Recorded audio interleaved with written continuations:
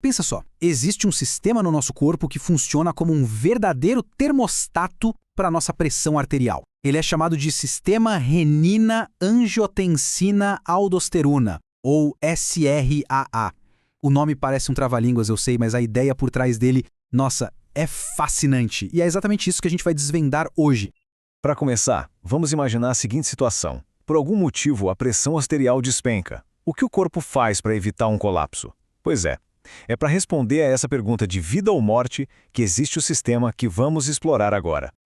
Então, o nosso roteiro de hoje vai ser o seguinte. Primeiro, entender o que é esse regulador mestre. Depois, como a sua cascata de resposta funciona. Vamos conhecer o ator principal dessa história, ver o que acontece quando o sistema falha e, por fim, como a gente pode interromper essa cascata. Vamos nessa? Ok, vamos começar pelo começo, né? Por que esse tal de SRAA é chamado de regulador mestre? O que o torna tão fundamental? Basicamente, o SRA é o grande gerente do equilíbrio do nosso corpo. Sabe, existem respostas super rápidas para a pressão que duram segundos, mas é o SRA que faz o ajuste fino, aquele que garante que tudo vai ficar estável por horas, dias ou até mais tempo. E a via clássica desse sistema tem 3 protagonistas. A renina, que é quem dá o pontapé inicial, a angiotensina 2, que é tipo a grande estrela do show, a principal força, e a aldosterona, que cuida da finalização. Guardem esses 3 nomes, eles são a chave de tudo. Uma ótima maneira de entender o SRAA é pensar nele como se fosse o serviço de emergência do nosso corpo. Assim que o alarme de pressão baixa toca, é esse sistema que entra em ação com uma série de manobras super coordenadas para restaurar a ordem. Beleza, já conhecemos os personagens, mas como essa resposta de emergência é ativada na prática? Como é que o jogo começa? O mais incrível aqui é a jornada que isso faz pelo corpo. Olha só. Começa tudo nos rins, com a liberação da renina. Essa renina vai lá no fígado e transforma uma molécula em angiotensina 1. Daí, a angiotensina 1 viaja até os pulmões, onde uma enzima, a ECA, a converte na superpoderosa angiotensina 2. E por fim, a angiotensina 2 vai até a glândula adrenal para mandá-la liberar a aldosterona. É uma reação em cadeia perfeita orquestrada entre vários órgãos. Então, o que aperta o botão de Start? A renina, que dita o ritmo de todo o processo, é liberada por 3 motivos principais.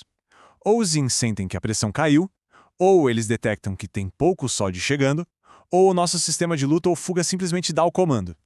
E aqui tem um detalhe importante. A angiotensina 1 é só uma ponte. Ela sozinha não faz nada. É um precursor, sabe? Fica ali esperando pacientemente para ser transformado no verdadeiro protagonista da história. E agora sim, vamos colocar os holofotes sobre a angiotensina 2. Ela é, de longe, o componente mais potente e o principal responsável por quase todos os efeitos que a gente associa a esse sistema. Aqui a gente vê o poder da angiotensina 2 em ação. É como um general com um plano de ataque de 5 frentes. Primeiro, aperta os vasos sanguíneos. Segundo, chama a aldosterona para ajudar a reter sal e água. Terceiro, age direto nos rins para eles reabsorverem mais sódio. Quarto, amplifica o nosso estado de alerta. E quinto, avisa o cérebro para liberar um outro hormônio que também retém água. É uma estratégia completíssima para aumentar a pressão. E é aqui que a história ganha um toque de genialidade. A angiotensina 2 tem tipo 2 personalidades, dependendo de qual porta ela bate. Se ela se liga no receptor AT1, ela assume modo ação, aumenta a pressão, a inflamação. Mas se ela se liga no receptor AT2, é o exato oposto. Ela relaxa os vasos e protege os tecidos. É o próprio sistema criando seu próprio contrapeso, seu próprio equilíbrio.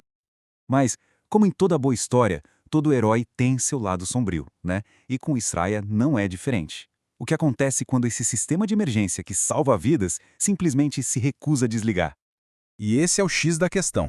O SRA foi projetado para agir em emergências e depois desligar. Quando ele fica travado no modo ligado o tempo todo, a solução acaba virando o problema. É como ter uma sirene de ambulância tocando sem parar dentro do corpo. As consequências disso são bem sérias. A hipertensão é a mais óbvia, claro. Mas a atividade constante da angiotensina 2 também causa inflamação e fibrose, que é como se fosse uma cicatrização interna dos tecidos. Isso contribui para a insuficiência cardíaca, endurecimento das artérias e danos nos rins. A boa notícia é que, ao entender esse sistema tão a fundo, a ciência descobriu como intervir de forma super eficaz.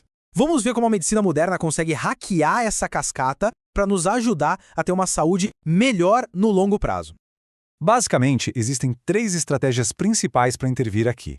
Os inibidores da ECA simplesmente bloqueiam a enzima que cria a angiotensina 2. Já os BRAS, que são os bloqueadores do receptor da angiotensina, deixam a angiotensina 2 ser criada, mas impedem que ela se ligue naquele seu receptor de ação, o AT1. E por último, os ARMs bloqueiam o jogador final, a aldosterona. Cada classe de remédio age em um ponto diferente da cascata.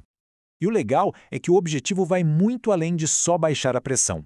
Ao intervir no sistema, esses medicamentos reduzem o estresse nos vasos e, o que é muito importante, diminuem a inflamação e aquela cicatrização interna de órgãos vitais como o coração e os rins. Em outras palavras, eles são protetores dos órgãos. E isso não é só teoria, não. É fato científico, comprovado. A fonte aqui é bem clara. Bloquear a superativação do SRAA melhora os resultados e salva vidas em uma série de doenças, desde a hipertensão até a insuficiência cardíaca. É uma das grandes vitórias da medicina moderna. No fim das contas, essa é a grande sacada. A medicina conseguiu pegar um sistema de emergência, essencial para a nossa sobrevivência, e aprendeu a modular, a acalmar a atividade dele, transformando um potencial destruidor crônico em um sistema que promove a saúde a longo prazo. Hoje, a gente já sabe como bloquear o SRAA. Mas e o futuro? Será que um dia a gente vai conseguir ajustá-lo com ainda mais precisão, talvez ativando só os efeitos protetores daquele receptor AT2? A história desse sistema ainda está sendo escrita, e com ela, o futuro da nossa saúde.